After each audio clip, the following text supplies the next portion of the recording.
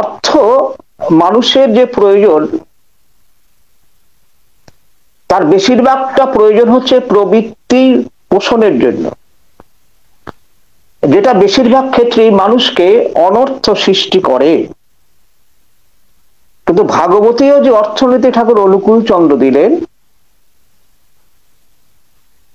সেই অর্থনীতি ভাগবতী অর্থনীতি।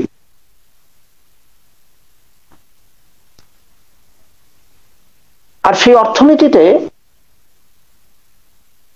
ইষ্টকে পোষণ করা হয়। ইষ্ট মানে মঙ্গলকে। আর শুধু ব্যক্তি জীবন নয়, এই অর্থনীতির সাথে সংযুক্ত রয়েছে সব পারিপার্শ্বিক জীবন বৃদ্ধির তত্ত্ব। পারিপার্শ্বিক জীবন বৃদ্ধির তত্ত্ব ইতিপূর্বে এই ধরনের অর্থনীতির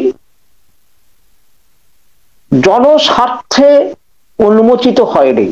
আমাদের ভারতবর্ষের, অর্থাৎ আর্য ভারতবর্ষ বলবো, আর্য কৃষ্টির যে ভারতবর্ষ, সেখানে ব্রহ্মসূত্র বলে একটি গ্রন্থ ছিল।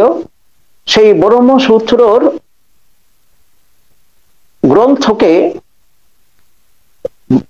ওখান থেকে ধর্মশাস্ত্রকে বের করলেন মনুসংহিতা হিসেবে। পরবর্তীকালে বারস্পতেয় অর্থনীতি, বারস্পতেয় সূত্র দিয়ে বৃহস্পতির একটা অর্থশাস্ত্র করা হলো। পরবর্তীকালে সেটাকে কৌটিল্যের অর্থশাস্ত্র হিসেবে পরিগণিত করা হয়ে থাকে। আর সেই কৌটিল্যের অর্থশাস্ত্রে প্রথমেই বলা হয়েছে যে অর্থের প্রয়োজনীয়তা সম্পর্কে সুন্দরভাবে একটা শ্লোক বর্ণনা করা হয়েছে। সেই শ্লোকে প্রথমেই বলা হয়েছে, সুখস্য মূলম ধর্মম, সুখের মূল হচ্ছে ধর্ম, ধর্মস্য মূলম অর্থম, এই অর্থ মানে পরমার্থ। ধর্ম, অর্থ, কাম ও মোক্ষ ভারতীয় আর্য কৃষ্টির শাশ্বত জিনিস। সেই শাশ্বত জিনিসই হচ্ছে চতুরাশ্রম, বর্ণাশ্রম, দশবিধ সংস্কার, এই সবটাকে অর্থশাস্ত্রে বর্ণিত করা হয়েছে। আর সেইখানে বলছেন যে সুখস্য মূলম ধর্মম, ধর্মস্য মূলম অর্থম, অর্থস্য মূলম রাষ্ট্রম। মানে এই অর্থনীতি দিয়ে মানুষকে পোষণ দিতে গেলে রাষ্ট্রে গঠন করতে হবে। এবার রাষ্ট্রস্য মূলম মানে রাষ্ট্র গঠন করলে সেখানে প্রয়োজন ইন্দ্রিয় বিজয়ম, মানে রাষ্ট্রকে সঠিকভাবে গঠন করতে গেলে ইন্দ্রিয় বিজয়, ইন্দ্রিয়ের উপর বিজয় প্রাপ্ত হতে হবে। যে যে মানুষেরা ইন্দ্রিয় বিজয়ী, তাদের দ্বারা রাষ্ট্র গঠন করতে হবে। আর ইন্দ্রিয় বিজয়স্য মূলম জ্ঞানবিদ্ধ সেবায়া, অর্থাৎ জ্ঞানবিদ্ধ যিনি পুরুষোত্তম, যিনি গুরু, যিনি সদ্গুরু, আমরা তাদের সেবা করে, মানে তার দীক্ষা গ্রহণ করে, তার আদর্শ পরিপালন করে যে জ্ঞান অর্জন করব, সেই জ্ঞানের নাম হচ্ছে বিজ্ঞান, বিশেষ জ্ঞান। তাহলে দেখা গেল অর্থনীতির মূলে রয়েছে চরিত্র গঠন, বৃত্তি নিয়ন্ত্রণ। আর এই চরিত্র গঠন, বৃত্তি নিয়ন্ত্রণ করতে গেলে প্রথমেই প্রয়োজন হচ্ছে একটা গুরুকরণ। আর্য কৃষ্টির মূল কথা গুরুকরণ।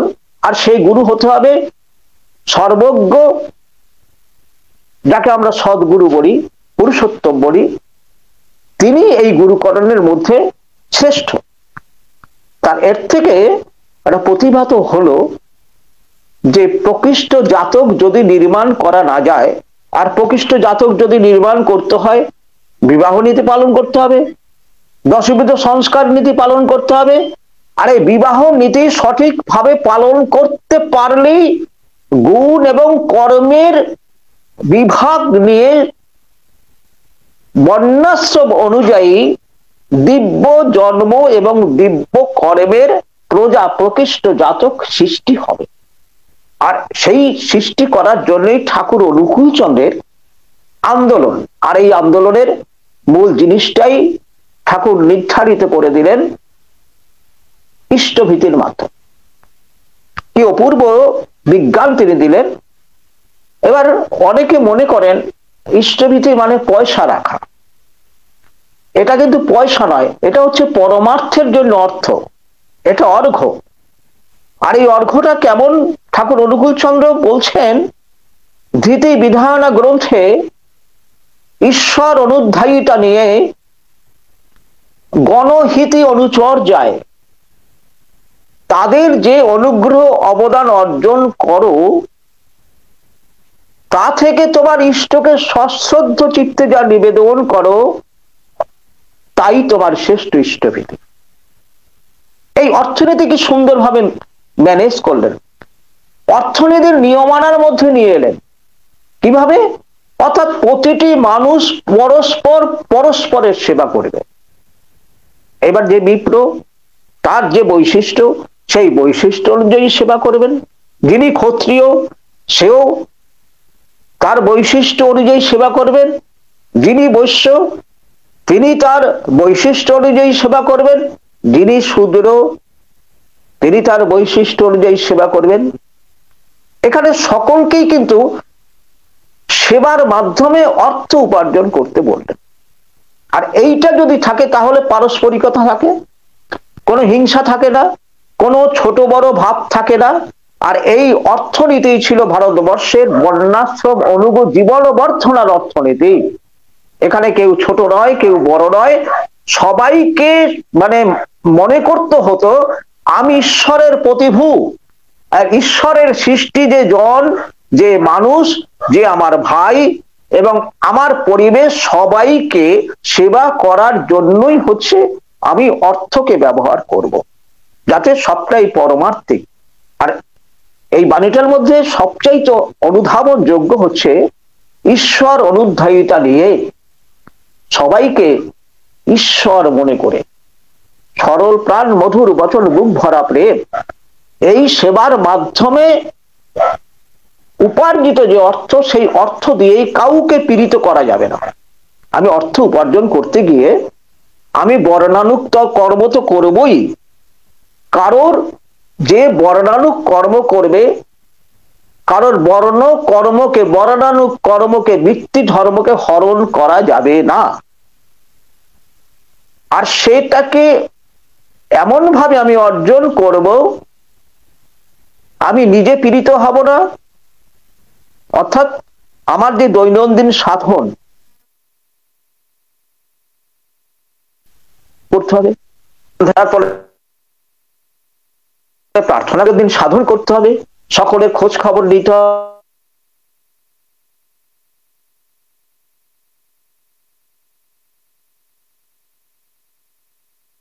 বাদ দিয়ে যদি আর সেই অর্থনীতি আমাদের কি করবে, সেই অর্থনীতি কিন্তু আমাকে পীড়িত করবে, আমার প্রবৃত্তি দ্বারা আমি পীড়িত হব। কিন্তু এখানে ঠাকুর একেবারে এমন ভাবে বেঁধে দিলেন সবাইকে ঈশ্বর মনে করে সকলকে সেবা করার, ভগবান জ্ঞানে সেবা করার জন্য যা যা করবে তার মাধ্যমে তারা অনুগ্রহ করে যে জিনিসটা দেবে আর সেটাই তোমাকে ইষ্টকে নিবেদন করে ধন্য হবার পরে তুমি পরিবার প্রতিপালন করবে। একেবারে অর্থমূল কথা। এবার আমরা যদি সুন্দরভাবে ঠাকুর অনুকূল চন্দ্রের অর্থনীতিটা দেখি, তিনি কি করলেন, পাবনা হিমায়তপুরে যে আশ্রম গড়ে তুললেন সেই আশ্রমের মাধ্যমে ছোট ছোট অর্থাৎ 13 বছর থেকে 16 বছরের যে ছাত্র তাদের দিয়ে তপবন তৈরি করলেন। পরবর্তীকালে সেখানে বয়স্ক বয়স্ক নিরক্ষরা পুরুষ এবং মহিলা দাদা এবং মায়েদের নিয়োজিত করা হলো এবং তাদের কি শিক্ষা দেওয়া হলো, তারা নিজের কাজ করত। কিরকম কাজ করত? সে ভোরবেলা উঠত, নাম ধ্যান করত, নাম ধ্যান করার পরে তার বাসনপত্র নিজেই পরিষ্কার করত, সমস্ত আশ্রম ঝাড় দিত এবং তাদের দ্বারা ঠাকুর অনুকূল চন্দ্র কৃষি কাজ করাতেন। আবার সে তাদের দ্বারা, তাদের যদি অসুস্থ হতেন, তারা অসুস্থ হবার জন্য তাদের যে বিধান ছিল নিজেদের চিকিৎসা নিজেরাই করতেন। আমাদের যে হিমায়তপুরে বিশ্ববিজ্ঞান কেন্দ্র ছিল, সেই বিশ্ববিজ্ঞান কেন্দ্রের ওখানে একটি ভেষজ উদ্যান ছিল, আর ভেষজ উদ্যানে সব রকমের গাছপালা সেখানে লাগানো হতো এবং প্রতিটি গাছের ভেষজ উদ্ভিদের পরিচয় সেখানে লেখা থাকতো। আর সেই লেখা দেখে, অর্থাৎ ওই ভেষজকে কিভাবে ব্যবহার করে অসুখ সারাবে, সেটাও ওই ছোট ছোট ছেলেরা এবং সকলে সেটা দিয়েই নিজের ব্যবহার করে নিজের অসুখ সারাতেন। আর তারা যে কৃষি কাজ করতেন, সেই কৃষি কাজ করে তাদের বাজারে বিক্রি করার ব্যবস্থা করা হতো এবং যাদের ওই কৃষি ফসল ভালো হতো তাদের দিয়ে এক্সিবিশন করা হতো এবং তাদের পুরস্কৃত করা হতো। এই যে ধীরে ধীরে হিমায়তপুর আশ্রমে ময়দার কল, আটার কল, লন্ড্রি এমন কিছু নেই সেখানে কুটির শিল্প গড়ে ওঠেনি। আর ঠাকুর চেয়েছিলেন যে কৃষি ভিত্তিক কুটির শিল্প গড়ে উঠুক। ঠাকুর চেয়েছিলেন কৃষি ভিত্তিক কুটির শিল্প গড়ে উঠুক। আবার এই তার যে অর্থনীতি, কৃষি কেমন হবে? ঠাকুরের কৃষি আমাদের বাঁচতে গেলে খেতে হয়, এটা তো একটা জৈবিক তাগিদ, এবং সেই খাদ্যটা হতে হবে সত্তা পোষণী এবং নিরামিষ আহার। নিরামিষ মানে হচ্ছে যা লোভনীয় নয় তাই নিরামিষ। সেই লোভনীয় নয় এমন নিরামিষ আহার করতে গেলে নিরামিষ কৃষি লাগবে। নিরামিষ মানে সে যে কৃষি হবে সেই কৃষিতে যেন সামান্যতম কোন রকম বর্ণাশ্রম বিরোধী কিছু না হয়। এটা কিন্তু একটা ঠাকুর অনুকূল চন্দ্রের বিশেষ নির্দেশ দেয়া আছে। ঠাকুর বলছেন, একই গাছে যদি পুরুষ আর স্ত্রী এই দুটো ফুলের সংমিশ্রণে কোনো ফসল ফলে, অর্থাৎ একটা লাউ গাছে যদি একই গাছের পুরুষ স্ত্রীর পরাগ মিলনে যে লাউ ধরবে, সেই লাউ যদি খাওয়া হয় তাহলে আমাদের কিন্তু প্রতিলোমাচার করা, অর্থাৎ তার মধ্যে আমরা সগোত্র লাউ খেলাম। তাহলে কৃষিটাও কিন্তু বর্ণাশ্রম ভিত্তিক হবে, তাও ঠাকুর দেয়া আছে। এবং যে কৃষি হবে জৈব পদ্ধতিতে কৃষি করতে হবে। জৈব পদ্ধতিতে কৃষিটা কিরকম? ঠাকুর বলেছিলেন, ভাটি গাছ ক্লেরোডেনড্রন ইন্ডিকা তার বোটানিক্যাল নাম, ভাটি গাছ আর নিম গাছের পাতা, নিম গাছের বর্জ্য পদার্থ, এগা ডিরেক্টা ইন্ডিকা, গোময় গোমূত্র গোপালন করতে হবে, সেটা দিয়ে একটা বিশেষ ধরনের রসায়ন তৈরি করতে হবে, সার হবে। আর সেটা ভিজিয়ে রেখে তার মধ্য থেকে যে শুদ্ধ জিনিসটা, সেই শুদ্ধ জিনিসটাকে নিয়ে আমাদের একটা কাজ করতে হবে। কি কাজ করতে হবে? যে শক্ত জিনিসটা সেটা হবে সার, আর যেটা তরল পদার্থ হবে সেই তরল পদার্থটাকে করতে হবে কীটনাশক। এইভাবে তিনি চেয়েছিলেন। আবার শুধু কৃষি করলেই হবে না, সে কৃষিটা কৃষিভিত্তিক কুটির শিল্পের কথা বলেছেন। যেমন যখন ঠাকুর বলছেন যে এই ধান থেকে চাল হলো, সেই চাল থেকে চিড়ে করা হলো, মুড়ি করা হয়, খই করা হয়, সেই যে চিড়ের মোয়া, খইয়ের মোয়া, মুড়ির মোয়া, এই নানা ধরনের কাজ করে তার নানা ধরনের জিনিস ঘরে বসে উৎপাদন করা যায়। এবং কৃষিভিত্তিক কুটির শিল্প যদি ঘরে ঘরে তৈরি করা যায়, যেমন হয়তো আলু উঠলো, আলুর সময় সেগুলোকে যদি আমরা নানা ধরনের খাদ্যদ্রব্য প্রস্তুত করে সেগুলো রপ্তানি করা যেতে পারে, তাহলে ঘরে ঘরে কারোর কিন্তু অর্থনৈতিক কোনো অসুবিধা হলো না। ঘরের মায়েরাও সুন্দরভাবে সেই কাজটা করতে পারে। এই ঠাকুর কখনো চাননি যে বৃহৎ শিল্প হোক। এই বৃহৎ শিল্প আমাদের অর্থনীতির উপরে কিন্তু অনেকটা অর্থনীতিকে নানাভাবে বিধ্বস্ত করেছে। যেমন আমরা যদি বিকেল দিক না হয়, আজকে একটা কামার সে কটা কোদাল তৈরি করতে পারে, শাবল তৈরি করতে পারে।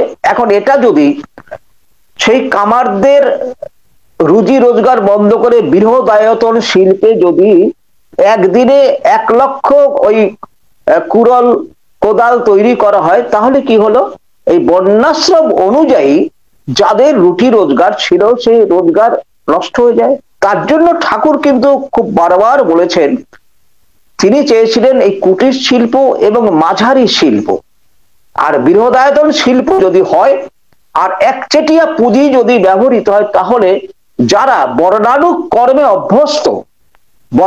কর্মে অভ্যস্ত তারা কিন্তু নিজেদের রুটি রোজগার করতে পারবেন না। আর ঠাকুর এটা করে দেখিয়েছিলেন। হিমায়তপুর আশ্রমে এমন এমন ব্যবস্থা ছিল, সেখানে তৎকালীন জননেতা মহাত্মা গান্ধী যখন এসেছিলেন, সমস্ত ঘুরে ঘুরে দেখে, আশ্রমের কর্ম পদ্ধতি দেখে, তার অর্থনৈতিক ব্যবস্থা দেখে তিনি বলেছিলেন, এই হচ্ছে আমাদের একটা ভারতবর্ষের মডেল রূপ দিয়েছে হিমায়তপুর আশ্রম। এখানে সবাই সংসার জীবন যাপন করে শিক্ষা, দীক্ষা, বিবাহ, কৃষি ও শিল্পের উপরে যে মডেল দৃষ্টান্ত স্বরূপ উপস্থাপনা করেছে, এই দেখে সমস্ত ভারতবর্ষকে শিখতে হবে। তার জন্য কিন্তু আমাদের যে ব্যবস্থা উনি দিলেন, আমরা যারা সস্তনী করি, সেই সস্তনী বিধান ঠাকুর দিলেন 1937 সালে। কেন দিলেন? সস্তনী মানে এই যে হচ্ছে ডিভাইন ইকোনমি, ভাগবত অর্থনীতি। সস্তনীর মাধ্যমে ঠাকুর চাইলেন প্রত্যেকে যেন নিজের ইষ্টতর সম্পত্তি করতে পারে। অর্থাৎ আমি যে অর্ঘ্যটা রাখছি, অর্ঘ্য থেকে 3টি টাকা ইষ্ট সকাশে পাঠিয়ে বাদবাকি টাকা আমার থাকবে, আমি সেটা থেকে ইষ্টতর একটা সম্পত্তি করব। আর সেই সম্পত্তিতে ঠাকুর বলেছিলেন যে অন্তত কৃষি শিল্প এগুলো করতে হবে। হিমায়তপুর আশ্রমে যখন 1942-এ একটা ভয়াবহ বন্যা হয়েছিল, আর হিমায়তপুর আশ্রম থেকে ওই ইষ্টতর সম্পত্তি যারা যারা করেছিলেন, সস্তনী ব্রত পালন করতেন, সেই তাদের জমা অর্থ দিয়ে ঠাকুর সমগ্র দিকে নোয়াখালী এদিকে মেদিনীপুর পর্যন্ত সেবা কার্য করেছিলেন। বন্যা বিধ্বস্ত মানুষকে সহায় সম্বল করে দিয়ে তাদের থাকা খাওয়ার ব্যবস্থা করে দিয়েছিলেন। এই যে একে বলে অর্থনীতির একটা ভাগ। আবার আমরা দেখতে পাচ্ছি 50-এর মন্বন্তর, বাংলার 1249 থেকে 1250 সালে যে মন্বন্তর হয়েছিল, যেখানে খাদ্যের অভাব হয়েছিল, মানুষ খেতে পারতেন না, আর ঠাকুর অনুকূল চন্দ্র তিনি ইষ্টতর সম্পত্তি করে বেশ কিছু কৃষি কাজ করিয়েছিলেন, এবং সেই কৃষিকাজের টাকা দিয়ে সস্তনীর যে উদ্বৃত্ত সেই অর্থ দিয়ে একটা মানুষকেও না খেয়ে থাকতে দেননি। আমাদের ভক্তপ্রবর, কিশোরী মোহন, অন্যান্য সকলকে নিয়ে ভিক্ষা করতে বেরোতেন। সকালবেলা বেরোতেন, মানুষের কাছে ভিক্ষে করে করে যা পেতেন সেটা দিয়ে মানুষকে খাইয়ে পরিয়ে রেখেছিলেন। আবার যারা সম্ভ্রান্ত পরিবারের, সেই সম্ভ্রান্ত পরিবারের মানুষজন যারা মানুষের কাছে দুর্দিনে হাত পাততে পারে না, ভিক্ষা চাইতে পারে না, এমনও তো মানুষ, ঠাকুরের নির্দেশে তাদের বাড়িতে বাড়িতে খাদ্যদ্রব্য পৌঁছে দেওয়া হতো। আর ঠাকুর অমৃতচন্দ্র তার যে অর্থনীতির ব্যবস্থা করে দিয়ে গেছেন আমাদের মাঝকে, সেখানে কিন্তু মূল জিনিসই হচ্ছে পঞ্চরবর্হী আর সপ্তার্চী। পঞ্চরবর্হী এবং সপ্তার্চী যদি আমরা পরিপালন করি, একটা কিন্তু না খেয়ে থাকবে না, একটা মানুষও বৈশিষ্ট্যের বাইরে যাবে না। যেটা তিনি সপ্তার্চিতে বলছেন তার ষষ্ঠতম স্তবকে, সদাচারা বন্যাশ্রমানুগ জীবনবর্ধনা নিত্যং পালনিয়া। ভাগবত অর্থনীতির মূল জিনিস, তুমি সদাচার হও, শারীরিক মানসিক আধ্যাত্মিক সদাচার সম্পন্ন হও, আর বর্ণাশ্রম অনুযায়ী ভাগবত অর্থাৎ শ্রীকৃষ্ণ বলছেন, ভগবান শ্রীকৃষ্ণ তার গীতাতে বলছেন, এই বর্ণাশ্রম ধর্ম তিনি সৃষ্টি করেছেন। গুণ ও কর্ম বিভাগস, গুণ ও কর্মের বিভাগের যে বর্ণাশ্রম ধর্ম, সেই বর্ণাশ্রম ধর্ম পরিপালন করেই কিন্তু অর্থনীতিকে ঠিক করতে হবে, এর বাইরে কিছু করার নেই। যার জন্য আমরা যারা পূর্ণাঙ্গ প্রার্থনা করি, সে পূর্ণাঙ্গ প্রার্থনায় ঠাকুর অনুকূল চন্দ্র আমাদের কি সুন্দর শেখালেন, প্রাচ্য প্রতিশ্য নিয়ন্ত্রণে বর্ণাশ্রমানুশাসক আর্য চিরায়নম। বর্ণ অনুযায়ী যে গুণ ও কর্মের বিভাগ, বিপ্র, ক্ষত্রিয়, বৈশ্য, শূদ্র, তাদের যে অর্থ উপার্জনের করার জন্য যে বৃত্তি ব্যবস্থা করা হয়েছে শাস্ত্রে, ঠাকুর সেই বৃত্তি ব্যবস্থাকে সব জায়গায় ছড়িয়ে দিতে বললেন। শুধু আমাদের এই উপমহাদেশে নয়, পাশ্চাত্য এবং প্রাচ্যে পুরুষোত্তমের কথা তো মিথ্যে হতে পারে না। আজকে অর্থনীতির অবস্থা সমগ্র বিশ্ব জুড়ে খুবই একটা ক্ষতিগ্রস্ত হয়েছে, এবং তার মধ্যে এই যে কোভিড-19 অনেকটাই অর্থনীতিকে নানাভাবে বিধ্বস্ত করেছে। কিন্তু ঠাকুর অনুকূল চন্দ্রের যে ভাগবত অর্থনীতি, যে অর্থনীতির কথা তিনি বলছেন, সদাচার বর্ণাশ্রম জীবন বর্ধনা নিত্যং পালনিয়া, আর সেই অর্থনীতি যদি থাকতো এই দুরবস্থা আমাদের হতো না। অর্থাৎ এই ধরনের যে সংক্রমণ আমরা প্রত্যেকে ভুগছি, আধি ভৌতিক সংক্রমণ, সদাচার যারা পালন করে, বর্ণাশ্রম ধর্ম যারা পালন করে, তারা তিতাব জ্বালায় কখনো পীড়িত হয় না। তার জন্য তিনি দীপ্ত কণ্ঠে বলছেন, আর্য কৃষ্টি তুর্য ধ্বনি তপল্লিনী কেতারাম। অর্থাৎ সমগ্র বিশ্বের পল্লীর নিকেতনে আর্য কৃষ্টির ধ্বনি, তুর্য ধ্বনি অর্থাৎ তার প্রকাশ সবাইকে ওই বর্ণাশ্রম ধর্ম পরিপালন করতে উৎসাহিত করতে হবে। আর বর্ণাশ্রম ধর্ম যদি প্রতিপালন করা হয়, তাহলে অর্থনীতির জন্য কেউ খাবে আর কেউ খাবে না এমন অবস্থা কোনোদিনও হবে না। তার জন্য ঠাকুর অনুকূল চন্দ্রের যে আন্দোলনে তিনি যে বাণী দিচ্ছেন ধৃতি বিদারণাতে, সৎসঙ্গ চাই মানুষ, তার অর্থনীতি সকলের জন্য। হিন্দু বোঝে না, মুসলমান বোঝে না, বৌদ্ধ বোঝে না, খ্রিস্টান বোঝে না, পাকিস্তান বোঝে না, রাশিয়া বোঝে না, চায়না বোঝে না, সে চায় পাকিস্তান, সে চায় মানুষ, প্রতিটি মানুষ যেন দুটো খেয়ে পরে সুস্থভাবে বাঁচতে পারে। আর সেই বাঁচাটা কেমন হবে?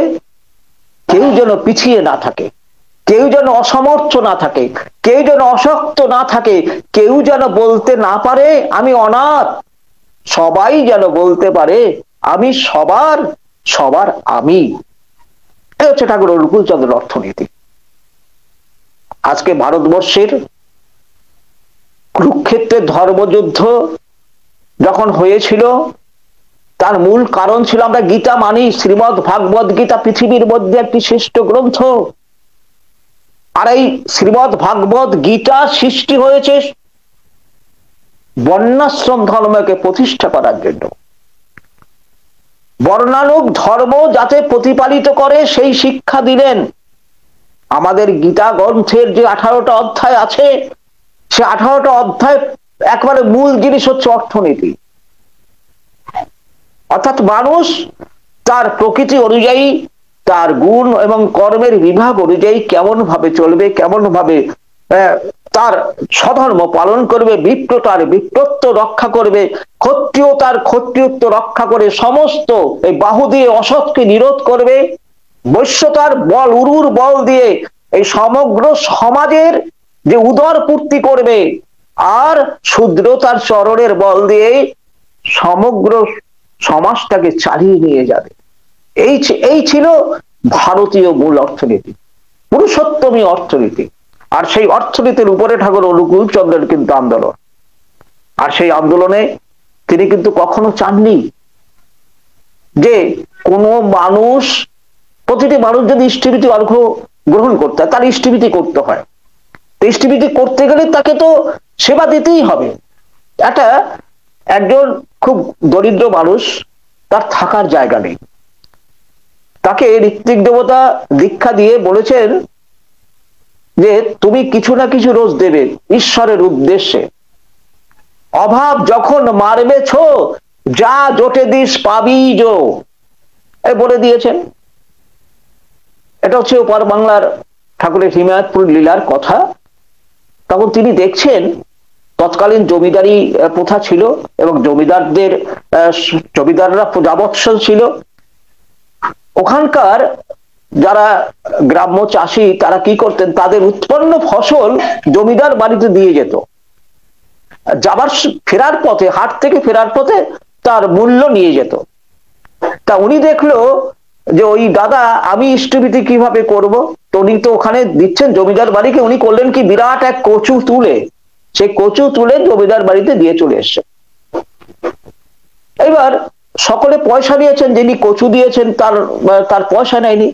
তা নায়েব মশাই খুঁজে দেখছেন, তখন জিজ্ঞেস করলো একজন তো পয়সা নেয়নি, তাহলে তাকে খুঁজে নিয়ে এসো। তা সেই ভদ্রলোককে খুঁজে নিয়ে এসছেন। তখন বলছে তুমি পয়সা নাওনি কেন?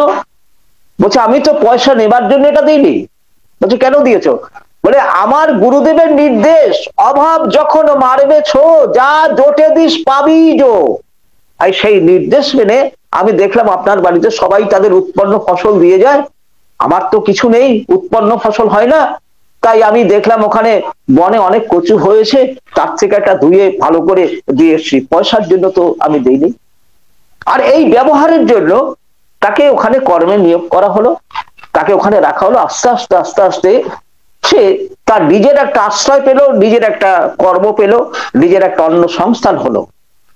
এই হচ্ছে ডিভাইন অর্থনীতি, ভাগবত অর্থনীতি, অর্থাৎ পারস্পরিক সেবার মাধ্যমে নিজেদের রক্ষা করা।